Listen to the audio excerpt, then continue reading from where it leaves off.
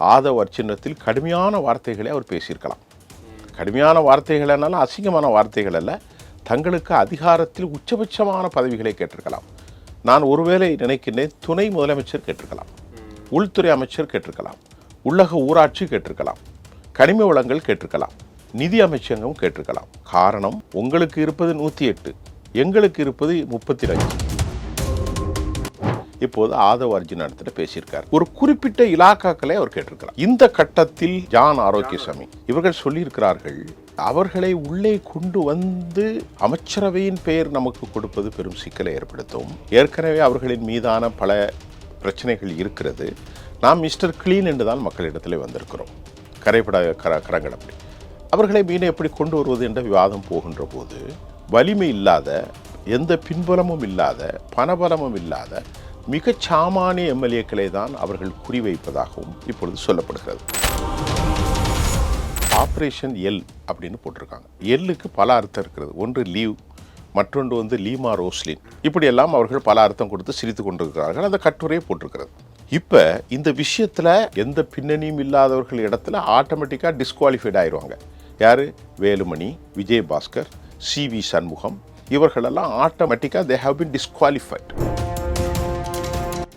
ஏன் ஆதவ் அர்ஜுனாவை இங்கே நாம் முதன்மைப்படுத்த வேண்டும் என்றால், அவர் தான் மிஸ்டர் விட்டமின் பா எல்லாம் செயல்படுத்துறது, அத்தைட்டு பணம் வாங்குறது வந்த செய்திகள் தான். அப்போ விட்டமின் பாவாக இருந்து கொண்டு ஏற்கனவே ஒரு கூட்டம் ஒன்று நடந்திருக்கிறது. அதில் ஒரு 5 பேரை சொல்லி இவர்கள் சிபிஐயின் வழக்கின் சிக்கப் போகிறார்கள், ஹார்ஸ் ட்ரேடிங்கில் அவர்கள் சாட்சியாளராக ஆக்கப் போகிறார்கள் என்று சொல்லப்படுகிறது. எஸ்பி வேலுமணி எடப்பாடியை சந்தித்து பேசிய பின்பு அவர்கள் நேரடியாக சி.வி. சண்முகம் ஆஃபீஸுக்கு வந்திருக்கார். எம்ஆர்சி நகரில் கலந்துரையாடல் பண்ணியிருக்கிறார். ஏனென்று சொன்னால், எஸ்பி வேலுமணியை சேர்த்தாலும் யாரை சேர்த்தாலும் நான் சி.வி. சண்முகத்தை சேர்க்கவே மாட்டேன் என்று உறுதியாக சொன்னார்.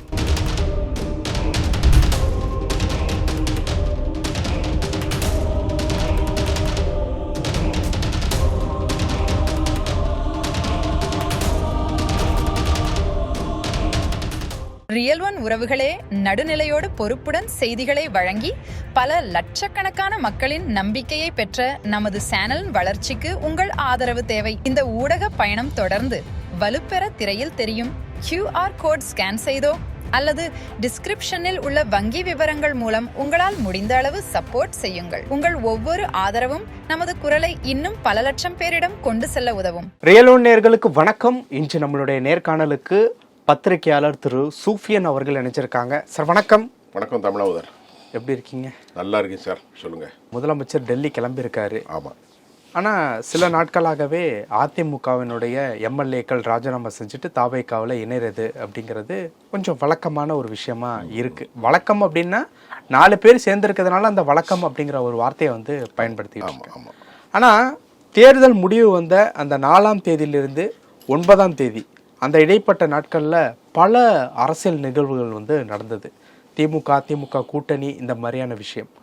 அந்த நேரத்தில் அதிமுகவிலேருந்து தாவேக்கா கிட்ட பேசின எஸ்பி வேலுமணி அவர்கள் ஆதவ் அர்ஜுனா கிட்ட கடுமையான சில விஷயங்கள் பேசினதுனால அந்த வார்த்தைகள் தாவேக்காவினரை ரொம்ப கோபப்படுத்திருச்சு அப்படின்னு சொல்லிட்டு ஒரு சில விஷயம் கேட்டோம். இதில் நான் ஒரு செய்தி சொல்லும்போது ரியல் ஒன்றில் ரொம்ப ஆதாரமாக இருக்கணும். போகிற போக்கில் அடிக்கக்கூடாது. எப்பவுமே நாம அப்படி தான். அன்னைக்கு தான் ஆடியன்ஸுக்கும் ஆப்ரேஷன் எல் அப்படின்னு போட்டிருக்காங்க. எல்லுக்கு பல அர்த்தம் இருக்கிறது. ஒன்று லீவ், மற்றொன்று லீமா ரோஸ்லின். இப்படியெல்லாம் அவர்கள் பல அர்த்தம் கொடுத்து சிரித்து கொண்டிருக்கிறார்கள். அந்த கட்டுரையை போட்டிருக்கிறது. இப்போ இந்த விஷயத்தில் திரு விஜய் அவர்கள் ஆரம்ப கட்டம் ஒரு இம்மெச்சூர் ப்ரெசன்ஸ். எப்படின்னு கேட்டிங்கன்னா, அவருக்கு கொஞ்சம் அனுபவம் இல்லை. அனுபவம் இல்லாத பட்சத்திலும் உலகத்தில் பெரிய போஸ்ட் மாதிரி தமிழ்நாட்டுடைய முதலமைச்சராக வருகின்ற போது யாரும் தங்களுக்கான ஆதரவாளர்களை உதாசீனப்படுத்த மாட்டார்கள். அவர் எல்லாரையும் போய் சந்தித்தார். சீமானை சந்தித்தார், ஸ்டாலினை சந்தித்தார், உதயநிதியை சந்தித்தார். ஆனால் அந்த இடத்தில் ஒரு அங்கீகாரம் இல்லாத வேலுமணியை ஏன் சந்தித்தார் என்ற கேள்வி தமிழ்நாடு முழுவதும் பெரும் பரபரப்பை ஏற்படுத்தியது. அவர் எந்த தலைவரும் இல்லை, அவருக்கு மேல் ஒரு தலைவர் இருக்கிறார். எடப்பாடி அவர்களை சந்தித்தால் அதுக்கு ஒரு காரணம் உண்டு. வேலுமணி யார்? ஒன்றும் கிடையாது, ஒரு ரைவல். ரைட். அப்போ அந்த பிரச்சனைகளை தாண்டி ஆரம்ப கட்டத்தில் வேலுமணியின் தரப்பில் சில உறுதிகள் கொடுக்கப்பட்டது. சி.வி. சண்முகம் 2 பேரும் 35 எம்எல்ஏக்களை நாங்கள் கொண்டு வருகிறோம். ஆனால் தேவை வெறும் 32 மட்டும்தான் அப்படின்னு சொல்லும்போது இவருக்கு ரொம்பவே குஷி ஆயிட்டார். யார்? திரு ஆதவ் அர்ஜுன், மற்ற தலைவர்கள் எல்லாம், விஜய் ஆரோக்கியசாமி போன்றவர்கள். அப்படி ஒரு செயல்பாட்டில் வரும்போது கடைசியில் மெஜாரிட்டி நிரூபிக்கும் போது 24ஓடு நின்று போய்விட்டது. 25 ஒரு தரங்கை போய்விட்டார், 24. இது இவர்களுக்கு ஒரு பெருத்த ஒரு ஏமாற்றம். யார்? தாவேகாவினருக்கு.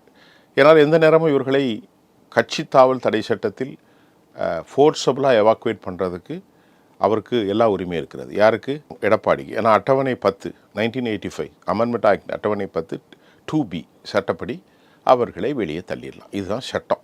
ஏன்னா அவர் ஒரு பொதுச் செயலாளர், அவருக்கு தான் நடவடிக்கை has a lot of responsibility to protect the party. கட்சி கட்டுப்பாட்டை மீறி போய்விட்டார் என்று சொல்லிவிடலாம். இப்போ இது அவர்களுக்கு பெரிய டிஸப்பாயின்மெண்ட். அதற்கு ரெண்டாவது, நீங்கள் கேட்ட கேள்விக்கு என்ன பதில் என்றால், திரு வேலுமணி பழம் தின்று கொட்டை போட்டவன் மனிதன். ஒரு காலத்தில் எம்ஜிஆருடைய ஃபோட்டோவில் பக்கத்தில் நின்று ஃபோட்டோ எடுத்துக்கொள்வதை பெருமையாக நினைக்கக்கூடிய அளவுக்கு இருந்தவர். இப்போது அவர் டெல்லியினுடைய ஒரு ஏவலாளியாக, அது எல்லோருக்கும் தெரிந்தது. கடந்த 2016 21 வரைக்கும் ஆட்சி நிலை பெற்றதற்கு மூல காரணம் யார் என்று சொன்னால் இவர் தான். யார்? திரு வேலுமணி தான். நல்லா கவனிச்சுங்க. அவர் உள்ளாட்சி துறையினுடைய அமைச்சராக இருந்தால் அவர் மீது பெரும் ஊழல் குற்றச்சாட்டுகள், அதையெல்லாம் அவர் கவனிக்கவில்லை. ஆனால் அவருடைய கனெக்டிவ் இந்த டெலிகாஸ்ட் அண்ட் அந்த டெலிகாம் அந்த த்ரூ ஜக்கி வாசுதேவ் டு டெல்லி, ஜக்கி வாசுதேவ் டெல்லி, வெள்ளிங்கிரி மலை, கோவை, இப்படி தான் போனது. அந்த ஆட்சி அழகாக அவங்க செஞ்சு முடித்தாங்க. கவுண்டர் வெள்ளாள கவுண்டர்கள் அனைவரும்.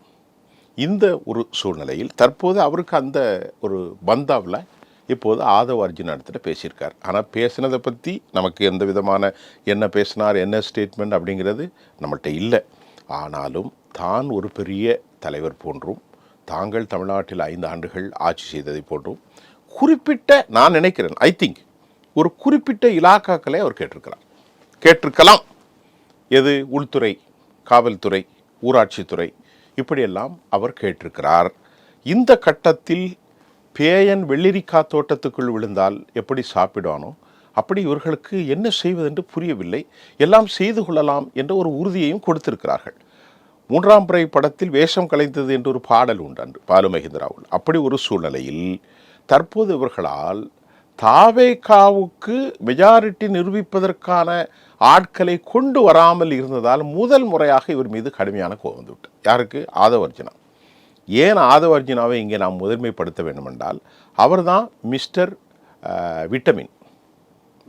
விட்டமின் பா எல்லாம் செயல்படுத்துறது, அத்தைட்டு பணம் வாங்குறது வந்த செய்திகள் தான், நான் அல்ல. இந்தியன் எக்ஸ்பிரஸே எழுதுகிறது.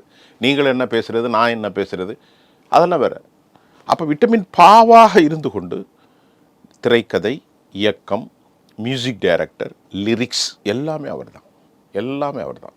அப்படி இருக்கும்போது ஏற்கனவே ஒரு கூட்டம் ஒன்று நடந்திருக்கிறது. அதில் நீங்கள் சொல்ல போனால் 2ஆம் மட்ட தலைவராக இருக்கக்கூடிய புஷி ஆனந்த், அப்புறமா இன்னொருத்தர் இருக்கிற ஜான் ஆரோக்கியசாமி, இவர்கள் சொல்லியிருக்கிறார்கள், அவர்களை உள்ளே கொண்டு வந்து அமைச்சரவையின் பெயர் நமக்கு கொடுப்பது பெரும் சிக்கலை ஏற்படுத்தும். ஏற்கனவே அவர்களின் மீதான பல பிரச்சனைகள் இருக்கிறது. நாம் மிஸ்டர் கிளீன் என்று தான் மக்களிடத்தில் வந்திருக்கிறோம். கரைப்பட கரங்கள் அப்படி அவர்களை மீண்டும் எப்படி கொண்டு வருவது என்ற விவாதம் போகின்ற போது அவர்களுக்குள் ஒரு முடிவு எடுக்கப்பட்டதாம். அந்த முடிவின்படி என்ன முடிவு என்று சொன்னால், அவர்களை உள்ளே கூப்பிடுவோம், ஆனால் அவர்களுக்கு மினிஸ்ட்ரியில் எந்த பங்கும் இல்லை. இப்பொழுது எடுக்கப்பட்டது. ஆனால் இது முன்னாடி அல்ல. வேலுமணி, தங்கமணி, இவர் நம்ம விஜயபாஸ்கர், CV சண்முகம் வரும்போது இல்லை. இனி அவர்கள் இல்லை என்று ஆன பிறகுதான் இப்பொழுது இவர்கள் வந்திருக்கிறார்கள். அதிலும் குறிப்பாக சத்யபாமா, அதே போன்று மரகதம், இவங்க 2 பேரும் தலித் சமூகத்தை சேர்ந்தவர்கள். அது மாதிரி நேற்று எஸ்ஐக்கு சுப்பியா வந்தார். அப்புறமா இன்னொருத்தர் மொடக்குறிச்சி, அந்த பக்கம் மொடக்குறிச்சியில் விஜய் ஜெயக்குமார்னு ஒருத்தர் வந்திருக்கிறார். அப்போ இன்னொருத்தர் வந்திருக்கார். மொத்தம் 5 பேர் வந்திருக்கிறார்கள். ஆனால் அவர்களுக்கு மறுபடி அவர்களை உள்ளே இணைத்து அவர்களுக்கு மந்திரி பதவி கொடுத்தால் இது வேறு விஷயம் வரும் என்பதாலும், இன்னும் சேலம் மாவட்டத்தில் 2 தலித் அமைச்சர்கள் பேச்சுவார்த்தைகள் போய்கொண்டிருக்கிறது. அதையும் நமக்கு ஆதாரமான செய்தி தெரிவிக்கிறது. அவர்கள் மிக அதிகமாக எந்த ஆட்சியிலும் இல்லாத 8 தலித் அமைச்சர்கள் தோழர் வன்னியரசு உட்பட அவர்கள் எடுத்திருக்கிறார்கள். இப்போதும் அவர்கள் பிடிக்கிறார்கள். இப்போது நமக்கு கிடைத்த தகவல், வலிமை இல்லாத, எந்த பின்புலமும் இல்லாத, பணபலமும் இல்லாத மிகச் சாமானிய எம்எல்ஏக்களை தான் அவர்கள் குறிவைப்பதாகவும் இப்பொழுது சொல்லப்படுகிறது. அப்படி என்றால் வலிமை இல்லாத சாமானியர்கள், எந்த பின்னணியும் இல்லாதவர்கள் இடத்துல ஆட்டோமேட்டிக்காக டிஸ்குவாலிஃபைட் ஆயிடுவாங்க. யார்? வேலுமணி, தங்கமணி, விஜயபாஸ்கர், சி.வி. சண்முகம், இவர்களெல்லாம் ஆட்டோமேட்டிக்காக தே ஹவ் பின் டிஸ்குவாலிஃபைட் ஆயிட்டாங்க. ஆகுவாங்கன்னு ஆயிட்டாங்க, டிஸ்குவாலிஃபைட் ஆயிட்டாங்க. இப்போ இன்று காலை பிரபலமான தமிழ் தொலைக்காட்சியில் வேலுமணி இபிஎஸ் சந்திப்பு உங்களுக்கு வந்திருக்கும்னு நினைக்கிறேன். ஆனால் இதுவரை கடந்த 9 ஆண்டுகளில் 10 ஆண்டுகளில் கட்சியை விட்டு எக்ஸ்பெல் ஆனவர்கள் ஒருபோதும் சந்திக்க மறுத்தார். யார்? எடப்பாடி. நீங்கள் பாருங்கள், திருமதி சசிகலா அம்மையார் அவர்களை மகுடம் சூட்டி அழகி பார்த்தார். எந்த விதத்திலும் சேர்க்கவும் இல்லை, சந்திக்கவும் மறுத்தார். ஓபிஎஸ் அவர்களும் கட்சிக்கு பெரும், அவரையும் அப்படித்தான். செங்கோட்டையன், செங்கோட்டையா அப்படி என்றெல்லாம் உரிமையிலே பேசக்கூடிய, உனக்கு மரியாதை இல்லடா, உன்னுடைய கதையெல்லாம் வெளியே சொல்லிடுவேன்னு பிரச்சாரத்தில் பேசினார். எஸ்பி வேலுமணியை எடப்பாடியை சந்தித்து மனமிட்டு பேசியதாக தன் செய்தியில் தலைப்பிலே போடுகிறார். திரு கல்யாண சுந்தரம் பாலிமரில் யார்? அவர் எடப்பாடியுடைய ஆள். அவர் யார்?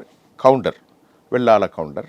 இவரும் வெள்ளாள கவுண்டர். எடப்பாடி பழனிசாமி, எஸ்பி வேலுமணியும் வெள்ளாள கவுண்டர். சி.வி. சண்முகம், விஜயபாஸ்கர், முக்குலத்தூர் ஒருவர், மற்றொருவர் இவர் வன்னியர்.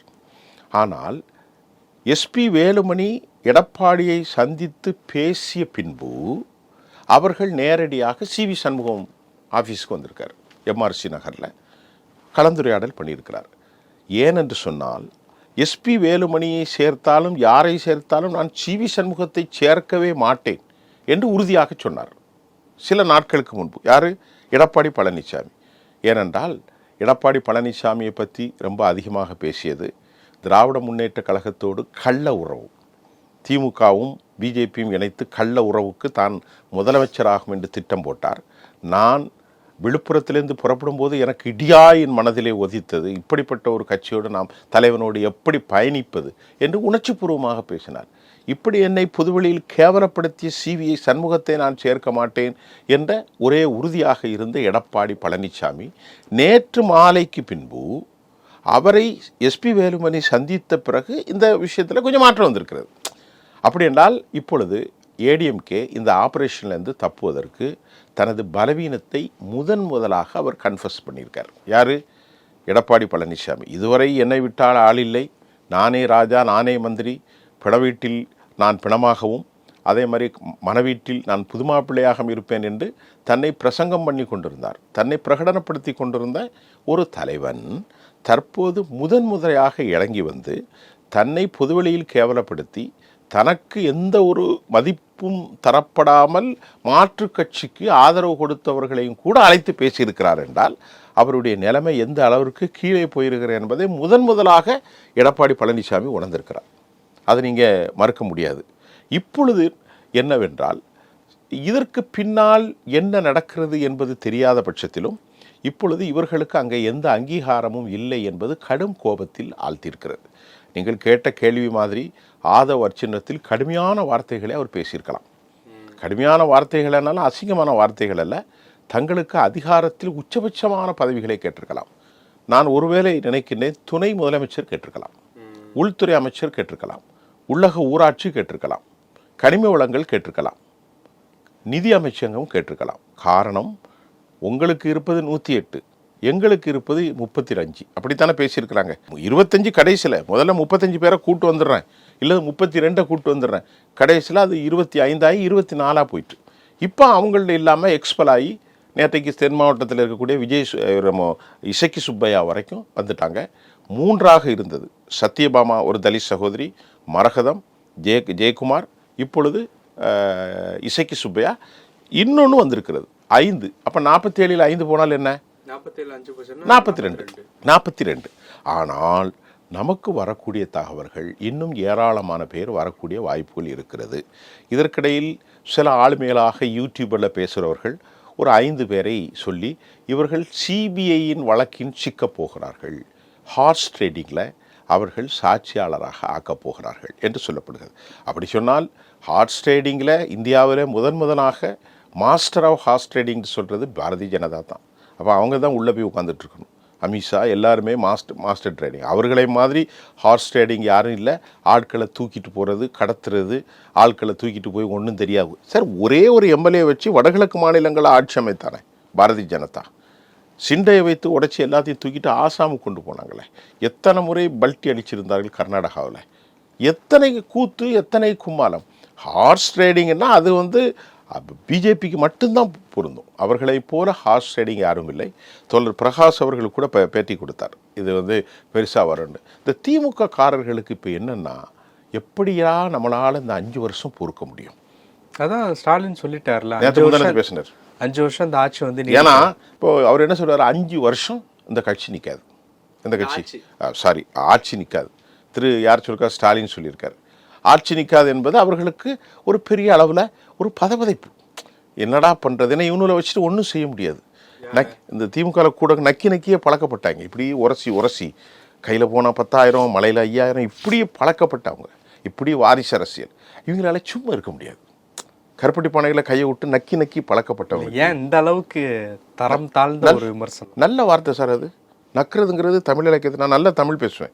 உலகத்தில் எனக்கு ஏராளமான தமிழ் ரசிகர்கள். நீங்கள் கேளுங்க, இலக்கியத்தில் வலித்து நக்குவது என்பது தவறான வார்த்தை இல்லை சார், நல்ல வார்த்தை. அதனால தான் நான் சொல்கிறேன், இலக்கியம் நன்கு தெரிந்தனால். அதனால் அப்படி பழக்கப்பட்டவர்கள் அவர்களை விட பழக்கப்பட்டவர்கள் இந்த கும்பல். எந்த கும்பல்? இந்த வேலுமணி, இந்த மாதிரியான ஒரு ஆளுமைகள். அதனால் அவர்களுக்கு அதை விட்டு செல்ல மறுப்பில்லை. 60 மாதங்கள் எப்படியடா இருக்கிறது என்று. ஆனாலும் இந்த அரசு கொஞ்சம் கடுமையான சிக்கல்களில் இருக்கிறது. இன்றைக்கு அவர்கள் டெல்லிக்கு போகிறார். முதலமைச்சர் அவர்கள் இன்றைக்கு டெல்லிக்கு போகிறார். டெல்லியில் போகிற போது யாரை சந்திப்பார்? ஆனால் காங்கிரஸ் கட்சியில் 2 பேரையும் சந்திக்க போகிறார். ராகுல் காந்தி அவர்களையும் அம்மையார் சோனியாவையும் சந்திக்க போகிறார். பாரதிய ஜனதாவோடும் அவர்கள் யாரை சந்திக்க போகிறார்? அஃபீஷியலாக தான், கட்சி ரீதியாக ஒன்றும் இல்லை, சந்திக்க போகிறார்கள். தமிழ்நாட்டு நலன் குறித்து கேட்பார்கள். இப்போது கிளப்பப்படுகிற பிரச்சனை என்னவென்றால், எப்படி சமாளிக்க போகிறார்கள் என்பதுதான். உதாரணமாக கல்வி அமௌண்ட்டில் 2,500 கோடி PM ஸ்ரீ திட்டத்தில் பெண்டிங்காக இருக்குது. இப்போ அது 5,000 கோடியாக ஆக போகிறது. அதை எப்படி நிதியை கேட்க போகிறார்கள், அவர்கள் இவர்களுக்கு என்ன செக் வைக்க போகிறார்கள் என்பதை வரக்கூடிய நாட்களில் ரொம்ப தெளிவாக தெரியும். நன்றி சார். உங்கள் பிசினஸ் இன்னும் அதிக மக்களை சென்றடைய வேண்டுமா? இன்றைய டிஜிட்டல் உலகில் சரியான ப்ரமோஷன் தான் வெற்றியின் முதல் படி. தமிழகம் முழுவதும் பல லட்சக்கணக்கான பார்வையாளர்களை தினமும் சென்றடையும் ரியல் ஒன் யூடியூப் சேனல்களில் உங்கள் பிசினஸ் இனி எல்லோரும் அறியட்டும். குறைந்த செலவில் அதிக ரீச். உங்கள் பிராண்டுக்கு நம்பிக்கையும் வளர்ச்சியும் சேர்க்க இன்றே எங்களை தொடர்பு கொள்ளுங்கள். 928 00 8714.